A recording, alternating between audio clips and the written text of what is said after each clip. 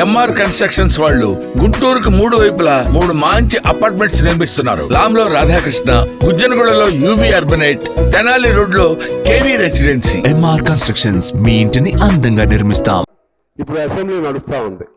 Assembly నడుస్తున్న తరుణంలో చాలామంది ప్రజా సంఘాల వారందరూ కూడా వాళ్ళ బాధలు చెప్పుకోవచ్చని మనం చూసాం. ఇందిరా పార్కు దగ్గర ధర్నాలు నిషేధిస్తే అక్కడ మళ్ళీ ధర్నాలు చేసే విధంగా ఆనాడు పోరాటాలు చేసి తిరిగి కేంద్రం మన కోర్టు నుంచి కూడా తెచ్చుకుని ధర్నా కేంద్రాలని తిరిగి అనుమతించే విధంగా తెచ్చుకోవడం జరిగింది అనుమతి. అయితే ఇప్పుడు చాలా మరి ఎట్లా జరుగుతుందో తెలియదు, కానీ ఎటువంటి పర్మిషన్లు ఇవ్వట్లేదు అధ్యక్ష. అసెంబ్లీ జరిగినప్పుడు వాళ్ళు ఏదన్నా ఉద్యమం చేసుకుంటే ఆ ద్వారా ఇక్కడి నుంచి ఏదన్నా కబురు ఇక్కడ ప్రభుత్వానికి అందుతుందని ఆశ, అదేదో అయిద్దనేది కాదు, కానీ అదొక ఆశ.